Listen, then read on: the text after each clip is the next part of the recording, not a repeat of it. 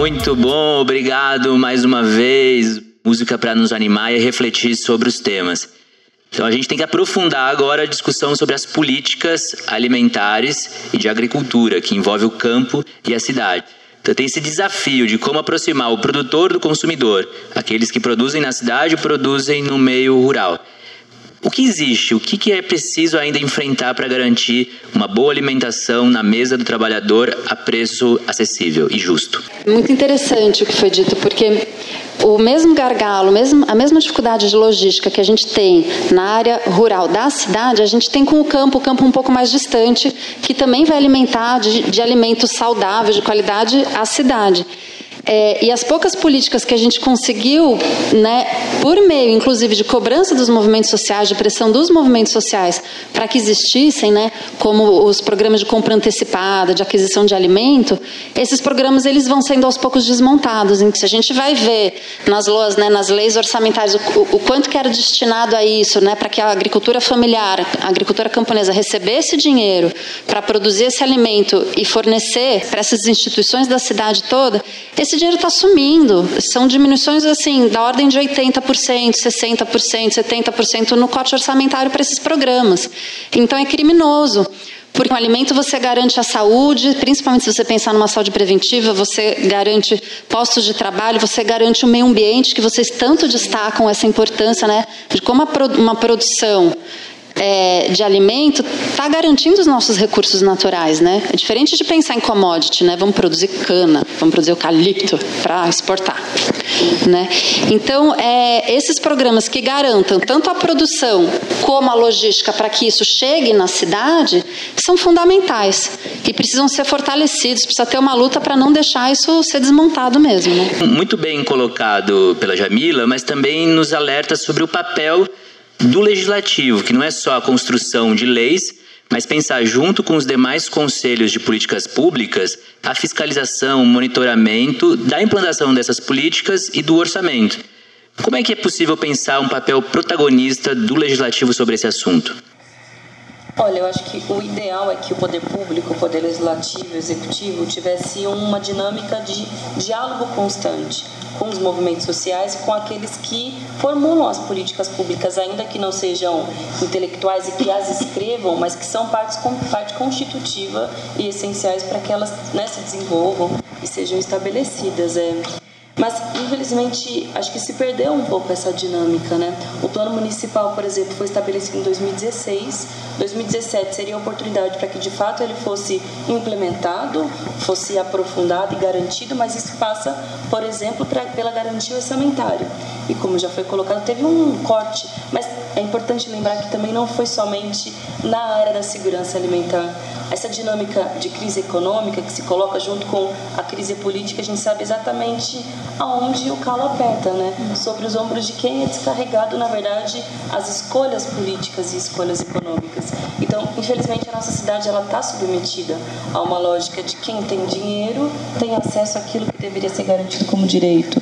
Agora, quem não tem dinheiro, quem produz, de fato, quem garante a cidade, acaba não tendo acesso àquilo que ela mesma produz. Então, eu espero que a partir dessa frente parlamentar, com diálogo direto com a secretária do Trabalho, a mesma Secretaria do Verde, ou a Secretaria de Educação, a gente consiga retomar o plano municipal e garantir a sua aplicabilidade, ainda que tenha dificuldade orçamentária. Mas, como já foi colocado, muitas vezes a temática da logística, do acesso, da distribuição, isso precisa ser fiscalizado. Eu acho que a partir, enfim, dos próximos meses, a gente pode tentar afinar um pouco melhor esse diálogo, né, entre sociedade civil, a Câmara de Vereadores e o Poder Executivo.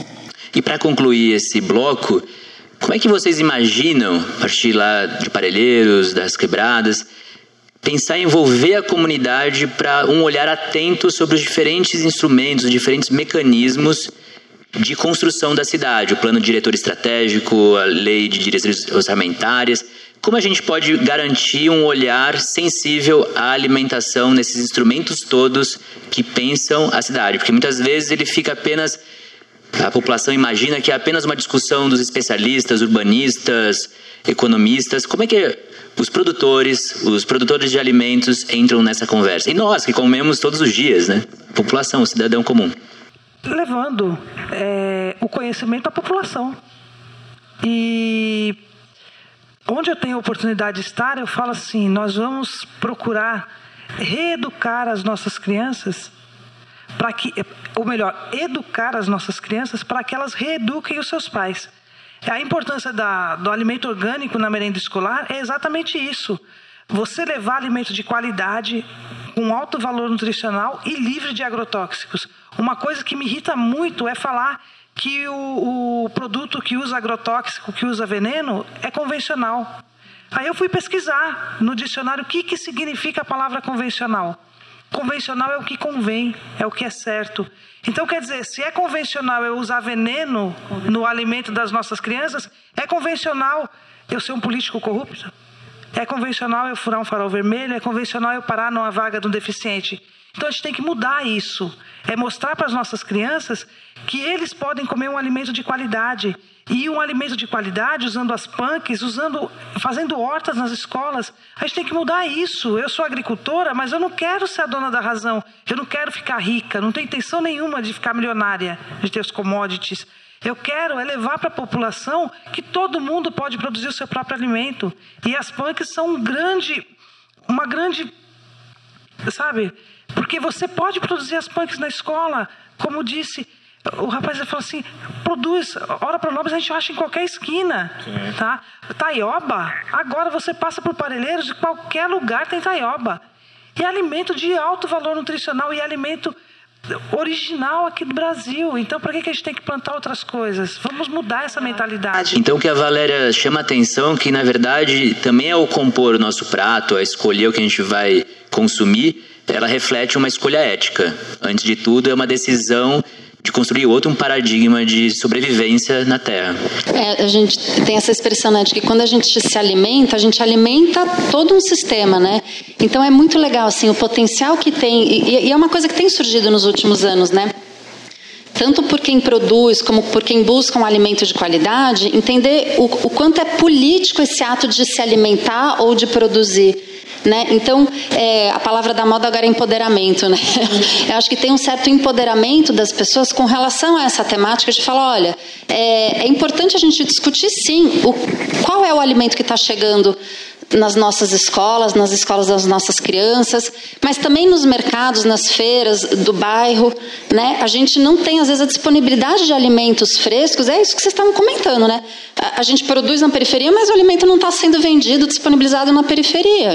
Quando tem estudos que mostram isso com muito detalhe, assim, o que vende em cada mercadinho, em cada esquina, em cada banquinha, e você vai ver que não tem alimento fresco, por exemplo, sendo oferecido em bairros inteiros. E quanto mais você se afasta das áreas centrais, menos isso aparece.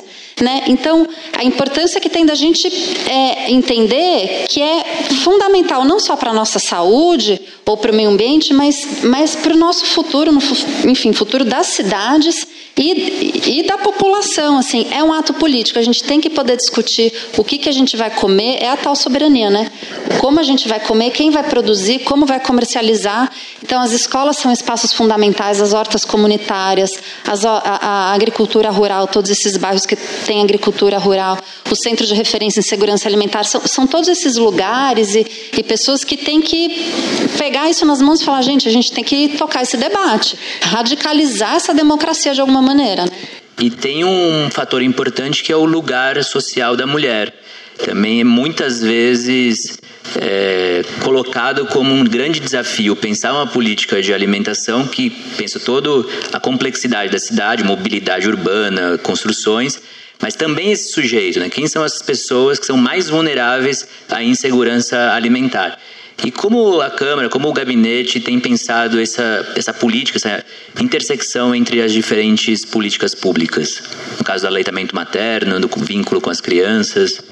Como você bem colocou, sempre tem alguns segmentos sociais que são mais atingidos a partir do momento em que você abandona uma política pública. E, de fato, você pensar o papel da mulher na cidade é você pensar tanto nas agricultoras, que também tem, boa parte, é composta por mulheres, e às vezes a gente tem a dificuldade de enxergar, né, o perfil dos trabalhadores, aqueles que constroem à cidade, mas, por exemplo, a própria temática da alimentação escolar. Não à toa, quando teve o famoso caso da farinata, foi a partir de uma mobilização também de mães que estão muito preocupadas com a forma como seus filhos se desenvolvem na escola, ao invés da gente ter projetos, que eu conheci alguns, inclusive, mas, de fato, em regiões mais centrais da cidade, como, por exemplo, na região do Butantã, de estímulo às crianças à horta escolar, a conhecer as punks, enfim, é um projeto que foi feito... eu esqueci, naquela escola que fica na Amorim Lima, exato. Por que não se tem o estímulo disso ser desenvolvido para outras escolas, para que essas mães também possam, dentro de casa, debater com seus filhos, conhecer qual é o caminho da alimentação que chega no seu prato? Enfim, eu acho que, principalmente as mulheres, elas acabam cumprindo com esse papel, né? Muito obrigado. Vamos fazer um pequeno intervalo, depois a gente volta pensando quais são as esperanças, quais são as alternativas para construir um futuro novo.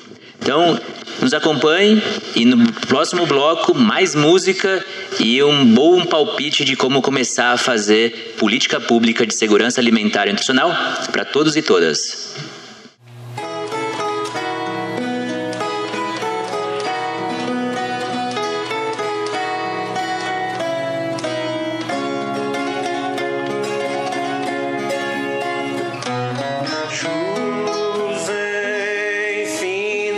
Sai